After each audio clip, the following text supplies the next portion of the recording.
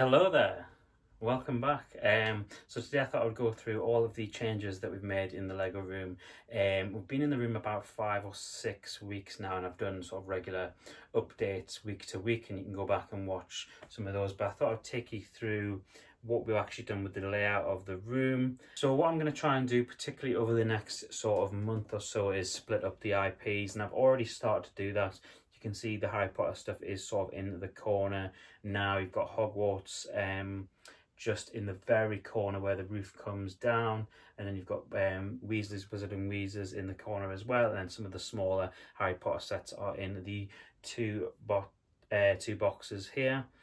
And as you move forward, you'll see sort of the Star Wars layout, and I'll take you through that sort of piece by piece, because on the top you've got some of the slightly bigger sets. You've got the helmets over in the corner here as well. On my desk in the corner there, you can see what we're sort of currently working on at the moment, along with the bricker artwork, which my wife got me, which you will have seen if you've seen any other Lego room update videos. But I'll take you across sort of from left to right what we're doing at the moment. So let's get into it. So starting from left to right, I'm going to start in this top corner, mainly because the Harry Potter stuff isn't quite as much, and also the lighting's not great in this corner because the roof is literally there. So you've got the micro-scale Hogwarts that I did a few, sort of probably even a month or so ago now. You've also got the Weasley Wizarding Wheezes that needs to be built over the next couple of weeks. Really looking forward to getting some more of the Diagon Alley sets, particularly Ollivander's coming out this year. And as we move down, Rocket's Warbird seems to have been placed in the back of there. I'm not sure why that's happened. The Polyjuice Mistake, I'll be doing a video on this in the coming weeks, along with the Ford Angular there, and a couple of the books as well. And that is kind of it in terms of the Harry Potter stuff that is out on the shelves at the moment. Moving down, we've got some sort of spare space here. It's probably the only sort of place that there is some spare space. A couple of the brick heads there as well, with Obi-Wan. You've got Bo-Katan's helmet there, as well as the Infinite Vader Black Series. And then as you go further down, you'll be able to see some Star Wars books, some Funko Pops, so quite a few poly bags. So character poly bags are in this particular one, and then in the corner there you've got sort of mini builds as well. A lot of different micro scale builds. There are clones in this particular box, and there's sort of figures scattered without. There's some inside there as well, some sort of IT stuff. That needs to be built at some point. No idea when that'll get done. Small ship builds, along with the CMF Marvel figures. I didn't quite know where to put them, because I think I've got some smaller Marvel characters in there. I think you can see the outline of Iron Man in there. Yoda's Starfighter in the back as well. And as you move across, you've got on the very top here the Coruscant Guard gunship and the Ghost from September 1st last year, both of them. And across the top, which will need to be moved again, you've got Cody and Rex, along with Vader and Mando. But as you can see on my desk there, we're going to have another helmet pretty soon, so I'm going to have to change the layout of that.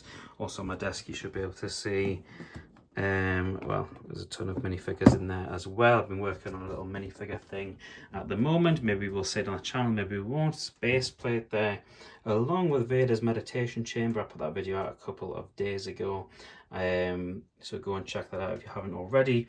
You've also got, moving sort of right to left here, all your diorama sets that I've got out on display at the moment. Still 1 or 2 to get and 1 or 2 to build. It also occurs to me that at some point we're going to have to move these around when I get the Mos Espa Podrace diorama on the 1st of May.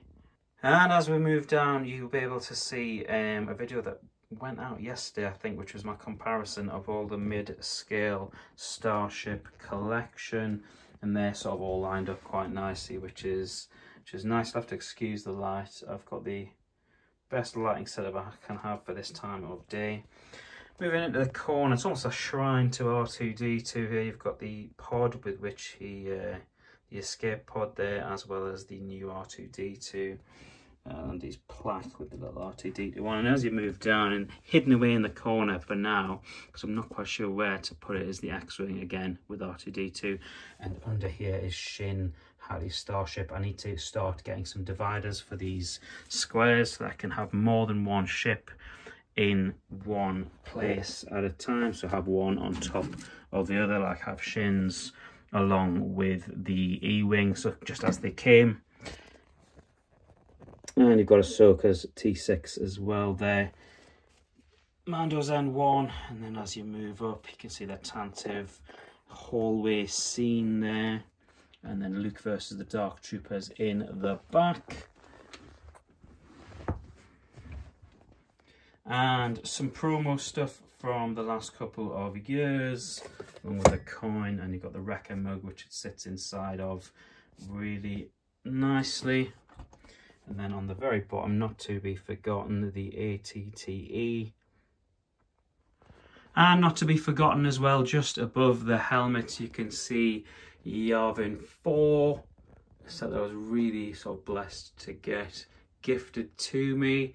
And those that may remember from the very first video, I've left it just like this because I thought it actually looked quite cool. So maybe I'll do something similar when I get a couple more of the books. You got the Slave one above it, and then somewhere in the back you got some miscellaneous bits and pieces that are sort of hidden away, out of sight, out of mind, including Han Solo's carbon freeze chamber. So that's it, that's where we're at currently, and it's not the finished product. We're probably going to need to get some more shelves in here, probably where the desk setup is, and maybe move the desk to where behind the camera is there in that corner, and just give us a little bit more space to play with again, where the computer and the TV were on the very first video as well, which is just to the left of the camera. That is going to probably end up being more shelving. So the room will develop over the next sort of few months or so. Again, with Lego collecting stuff, it's all just about money, and it's just about how much money we've got to not only buy the new sets that are coming out, but other projects that I'm working on, as well as obviously getting some shelving units in here to be able to stock all of the Lego with. So plenty to look forward to for me personally, and if you obviously are a fan of the channel as well, plenty to look forward to in terms of what we're doing in this space. That's it. Thank you guys so much for watching. If you aren't following or subscribed, make sure you do hit the subscribe button, hit the bell, all of that stuff, all the stuff the YouTubers say. It still kind of blows my mind that people watch my videos regularly, that they go out of their way to watch them. The amount of comments, the amount of positive feedback, messages, likes that I get, it does still kind of blow my mind. It was just meant to sort of be a bit of fun, and you know, thank you guys for coming on the journey with me. I hope you have a fantastic week, and I will see you in the next video.